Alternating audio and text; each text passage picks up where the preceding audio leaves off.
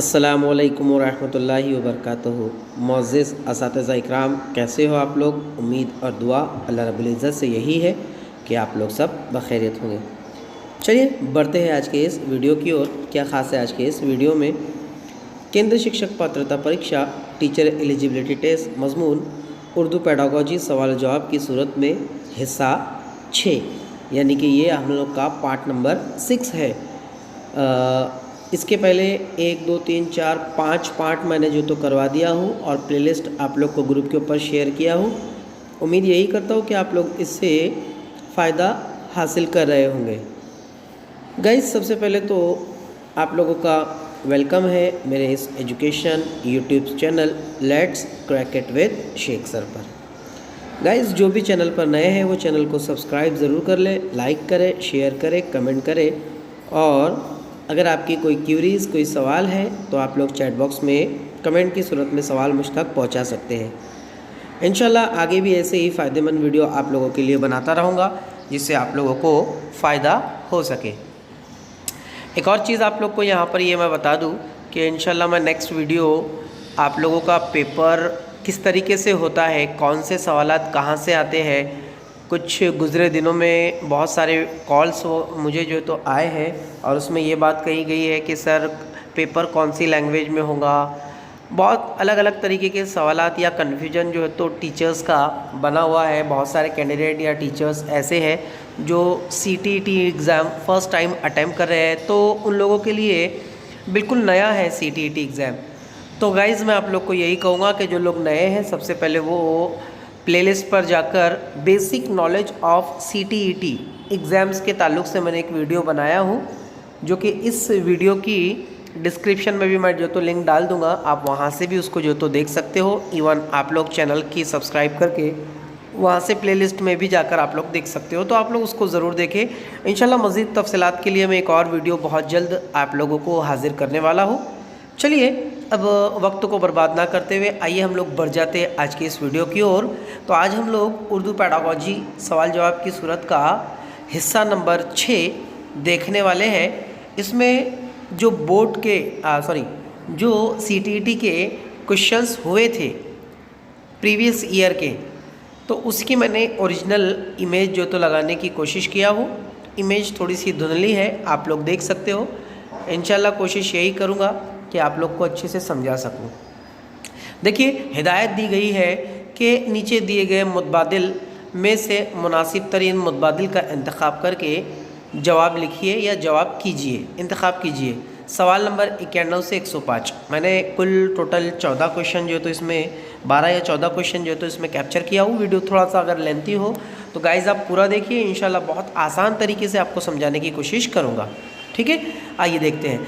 ज़बान की तालीम में कमज़ोर तलबा के लिए बेहतरीन तालीमी तदरीस है, यानी ज़बान की तालीम में कमज़ोर तलबा के लिए बेहतरीन तालीमी तदरीस क्या होना चाहिए।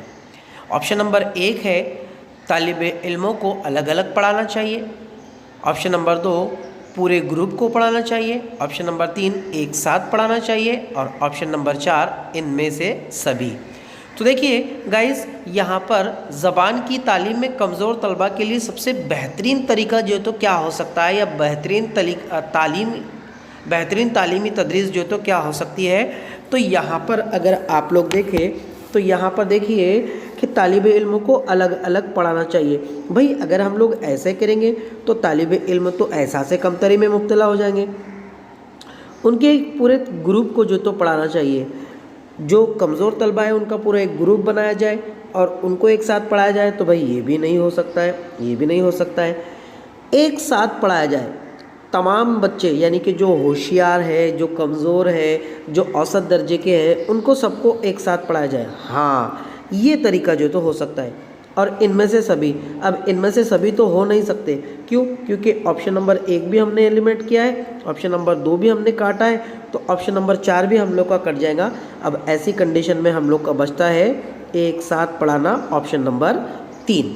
ठीक, तो इसका जवाब हो गया ऑप्शन नंबर 3, एक साथ पढ़ाना। आइए बढ़ते हैं अगले सवाल की ओर। अगला सवाल है गाइज आप लोगों का कि ज़बान की तालीम के मकसद की तशख़ीस के लिए कौन सी चीज़ का होना ज़रूरी है। याद रख लीजिए, ज़बान की तालीम के मकसद की तशख़ीस के लिए कौन सी चीज़ का होना ज़रूरी है। ठीक, आइए देख लेते हैं। पहला है आप लोगों का मकसद और इसकी अहमियत। ठीक, कुछ हद तक लेकर चलते हैं। जामे तरीक़ाकार, ये भी हो सकता है, कुछ हद तक के ले सकते हैं। काबिल भरोसा और दुरुस्त, काबिल भरोसा और दुरुस्त, ये भी हो सकता है। और ऑप्शन नंबर 4 है इनमें से सभी। तो भाई ऊपर के सारे जब उसमें सही है तो ऑप्शन नंबर डी हम लोग का ऑलरेडी राइट हो जाएगा। ठीक, आइए बढ़ जाते अगले क्वेश्चन की ओर। अगला क्वेश्चन है हम लोग का, मंदरजा झील में से ज़बान सीखने के लिए कौन सी चीज़ का होना ज़रूरी नहीं है। पॉइंट टू बी नोटेड, ज़रूरी नहीं कहा गया है कि ज़बान को सीखने के लिए कौन सी चीज़ का होना ज़रूरी नहीं है। ठीक है, पहला है आप लोगों का सोच और उसकी उसत, दूसरा है ज़बान की तफ़हीम, तीसरा है तहरीरी महारत का पैदा करना, और लास्ट है चौथा तख्लीक। तो गाइज़ यहाँ पर आप लोग देख लीजिए, सोच और सोच को वसअत देना ये भी है, ज़बान की तफ़हीम यानी कि ज़बान को समझना भाई ये भी हो सकता है। तख्लीक मतलब कि कुछ नई चीज़ जो तो सोचना, बनाना, क्रिएटिविटी, तख्लीक भी जो तो हो सकता है। लेकिन तहरीरी महारत को जो तो पैदा करना, ये कभी भी ज़बान सीखने के लिए जो तो ज़रूरी नहीं होता है। ठीक है, तो यहाँ पर आप लोग का जवाब सही हो गया ऑप्शन नंबर 3। आइए बढ़ जाते हैं अगले सवाल की ओर। अगला सवाल देखते हैं हम लोग क्या है। क्वेश्चन नंबर 94, ज़बान में महारत पैदा करने के ज़िम्न में कौन सा कौल सही नहीं है। याद रख लीजिए, यहाँ पर भी सही नहीं पूछा गया है, हम लोग को नेगेटिव टैग वर्ड जो है तो तलाश करना है। ठीक है, देखिए ऑप्शन नंबर 1 है, ज़बान के उसूलों की तरक्की में ज़बान से मुताल्लिक़ उसूलों के मुकाबले में ज़्यादा अहम होते हैं। भाई ये तो ज़बान की महारत के ज़िम्न में अच्छा कॉल है। बच्चे सिर्फ सुनने, बोलने, पढ़ने, लिखने के ज़रिए ही सीखते हैं। भाई ये सारी चीज़ें तो सब सही है, लेकिन इसमें यहाँ पर ये जो सिर्फ आ गया है ना, ये सिर्फ की वजह से जो है तो ये एक ट्रैफिक वे हो गया, यानी वन साइड, तो ये नहीं हो सकता। अब आगे भी हम लोग देख लेते हैं। स्कूल में, ऑप्शन नंबर 3, स्कूल में पढ़ाई लिखाई में महारत पैदा करने के लिए ज़ोर देना, ये भी हो सकता है भाई। उसके बाद ऑप्शन नंबर 4, ज़बान सिखाने में मंदरजा बाला तीनों माविन साबित होते हैं, ये भी हो सकता है। यानी ऑप्शन नंबर 1, ऑप्शन नंबर 3 और ऑप्शन नंबर 4 ये पॉजिटिव है, लेकिन ऑप्शन नंबर 2 इसमें ये सिर्फ जो शब्द आ गया है इसकी वजह से ये हमारा पूरा सवाल जो है तो नेगेटिव में चला गया है। और यहाँ पर सवाल में भी नेगेटिव ही पूछा गया है कि ज़बान की महारत के ज़िम्न में कौन सा कॉल सही नहीं है। तो यहाँ पर ऑप्शन नंबर 2 आप लोगों का सही हो जाता है। आइए बढ़ते हैं क्वेश्चन नंबर 95 की ओर। सवाल है, तलबा इन ज़बानों को जल्दी सीख लेते हैं जिसके कवायद नहीं जानते, ये कॉल किसका है। ठीक है, ऑप्शन नंबर 1 है महर्षि पतंजलि, दूसरा है लॉर्ड स्वेट, option number 3 Lord Macaulay, option number 4 Jean पियाजे। तो यहाँ पर इसका सही जवाब है guys option number 3 Lord Macaulay. ठीक, ये कॉल जो है तो लॉर्ड मेकाइल का है। आइए बढ़ जाते हैं अगले क्वेश्चन की ओर। अगला क्वेश्चन है, क्लास में पढ़ाते वक्त तलबा सवालात और ज़बान के बारे में शुबा इजहार करते हैं, ऐसे में आप क्या करेंगे। शुबा यानी कि शक व शुबे का इजहार करते हैं, तो आप ऐसे में क्या करेंगे। एज ए मौलिम, as a teacher, as a शिक्षक आप जो है तो क्या करोगे। ऑप्शन नंबर 1, आप इसकी तैयारी करके इनके शुबा का इजाला करेंगे और इनके सवालों का जवाब देंगे। भाई ये तो सवाल हमारा पॉजिटिव है। ठीक है, ऑप्शन नंबर 2 देख लेते हैं, इनमें से सभी आप इनके सभी शुबा और सवालात को नोट करेंगे। भाई नोट नहीं करना है। ठीक है, तो ये हमारा नेगेटिव हो गया। आप इनको हिदायत करेंगे कि पहले किताब पढ़ो, तो हम लोग को उनको इंस्ट्रक्ट नहीं करना है कि पहले किताब पढ़ो और उसके बाद में ये करो, तो ये भी गलत हो गया। ऑप्शन नंबर 4, आप तलबा को डांट कर कहेंगे। भाई डांट डपट कहीं पर भी नहीं करना है, पनिश नहीं करना है, यानी यहाँ पर हम लोग का ऑप्शन नंबर 1 सही हो गया। तो यहाँ पर क्वेश्चन नंबर 96 का ऑप्शन नंबर 1 ये जवाब आपका सही है। ठीक है, आइए बढ़ जाते हैं अगले सवाल की ओर। अगला सवाल है आप लोगों का, तलबा में रटने की आदत होने की वजह से इनमें से या इनकी तरक्की में क्या रुकावट पैदा होती है। तलबा अगर रटते हैं, रट्टिफिकेशन आप लोग समझते हैं, कोई चीज़ को मेमोराइज्ड करते हैं, याद करते हैं, तो उनकी तरक्की में कौन सी चीज़ जो तो रुकावट पैदा करती है, देख लेते हैं। इनके जहन की नशोनुमा नहीं होती, ठीक, कुछ हद तक के लेके चलते हैं। तलबा खुद एतमादी ख़त्म हो जाती है, ठीक, कुछ हद तक के ले सकते हैं। ऑप्शन नंबर 3 है वो जमात की तदरीसी मशागल से कट जाते हैं। ऑप्शन नंबर 4 वो पढ़ाई पर मुकम्मल तौर पर जहन नहीं लगाते। भाई ऑप्शन नंबर 4 देखो, अगर ऑप्शन नंबर 4 नहीं होता तो हम लोग ऑप्शन नंबर 1, 2, 3 में से किसी एक के साथ जा सकते थे, लेकिन ऑप्शन नंबर 4 जो तो यहाँ पर दिया गया है कि जब बच्चे रटना शुरू कर देते हैं तो वो पढ़ाई लिखाई पर मुकम्मल तौर से अपना जहन लगाते ही नहीं है, वो हर चीज़ को रट लेते हैं, समझते नहीं है, और यहाँ पर यही चीज़ जो तो हमारी सही है। ठीक है, आइए बढ़ते हैं अगले सवाल की ओर। ज़बान की तदरीस के तरीक़ेकार में एक फ़ायदा ये होता है। अब ज़बान की तरीक़ेकार की तदरीस में एक फ़ायदा क्या होता है। पहला है तलबा को होमवर्क नहीं करना पड़ता है, देख लेते हैं, कुछ हद तक के लेके चलते हैं। दूसरा है तलबा में रटने की शुरुआत नहीं होती है। याद रखो, ज़बान की तदरीस के तरीक़ेकार का एक फ़ायदा होता है, फ़ायदा बताना है हमको। तो यहाँ पर आप लोग अगर देखें तो तलबा में रटने की आदत नहीं उभरती, ठीक, कमरा जमात में नज़्म ज़ब्त बाकी रहता है और तलबा कम वक्त में ज़्यादा पढ़ लेते हैं। तो ये तो हो सकता है, ये भी हो सकता है, लेकिन यहाँ पर अगर आप लोग देखें तो तलबा में रटने की आदत नहीं उभरती। ये जो है तो तरीक़ा तदरीस का जो तो सबसे बेहतरीन फ़ायदा है कि आप एक अच्छे मेथड से, एक अच्छे तरीके से आप लोग जो तो टीचिंग कीजिए, तो बच्चों में जो रटने की आदत है वो नहीं उभरेगी। यानी बच्चे हर चीज़ को एक अच्छे अंदाज में, एक अच्छे वेव्स में समझेंगे। आप कोई बेहतरीन तरीक़े तालीम या तरीक़े तदरीस का इंतखाब कीजिए, तो उसकी वजह से बच्चे अपने आप जो है तो तालीम को सीखेंगे, तालीम को समझेंगे, और जो उनकी रटने की सलाहियत है वो उनमें नहीं उभरेगी। ठीक है, आइए क्वेश्चन नंबर 99 की ओर बढ़ जाते हैं। ज़बान बेहतरीन तरीक़ेकार है तजुर्बात और ख़यालात के इजहार के लिए। ठीक है, अब देखो तजुर्बात और ख़यालात यानी कि सोशल इंट्रैक्शन जो तो आ गया यहाँ पर। तो यहाँ पर अगर हम लोग किसी को भी देख ले तो ऐलान के ज़रिए, इज्तिमा के ज़रिए, तबादला ख़याल के ज़रिए, इनमें से सभी यहाँ पर अगर हम लोग देख ले तो बेहतरीन ऑप्शन हम लोगों को जो है तो तबादला ख़याल के ज़रिए, ये एक बेहतरीन तरीका है कि ज़बान के तरीक़ेकार है ख़यालात और तजुर्बात के इजहार के लिए। तो तबादला ख़याल का यानी ज़बान, हम लोग हमारे ख़यालात ज़बान के ज़रिए से हम लोग हमारे ख़यालात दूसरों को बता सकते हैं और दूसरों के ख़यालात हम लोग खुद जान सकते हैं ज़बान से ही। ठीक है, जिसे कहते हैं हम लोग कि भाषा आदान प्रदान का साधन है, यानी भाषा के ज़रिए से ही, ज़बान के ज़रिए से हम लोग हमारे ख़यालात दूसरों को बता सकते हैं और दूसरे के ख़यालात हम लोग जान सकते हैं। आइए बढ़ते हैं अगले क्वेश्चन की ओर।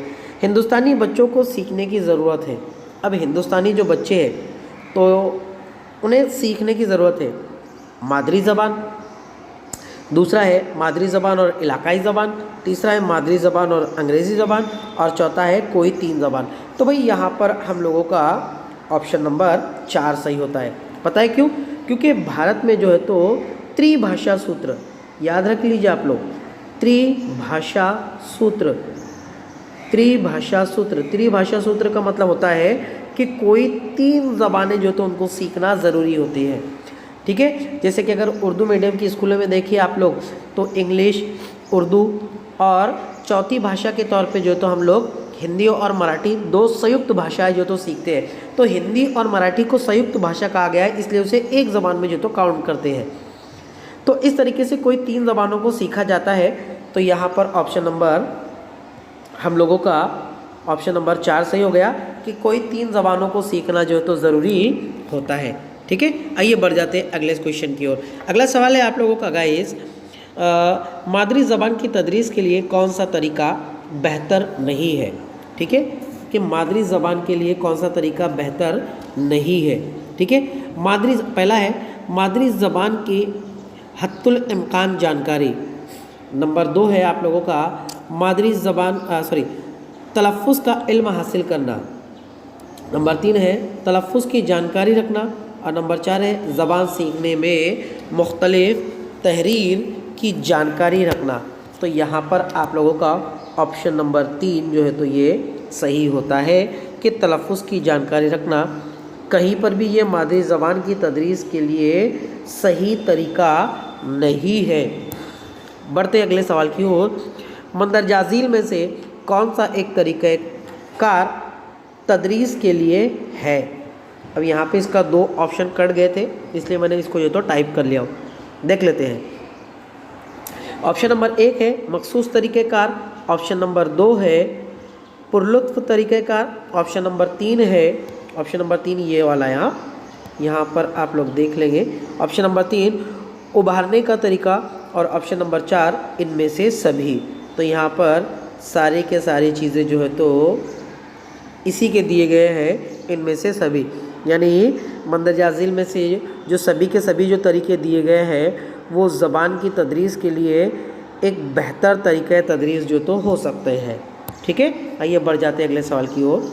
अगला सवाल है ज़बान पढ़ाने के लिए समई व बसरी वसाइल या समई व बसरी तरीक़ेकार का इस्तेमाल किस के लिए मुफीद है।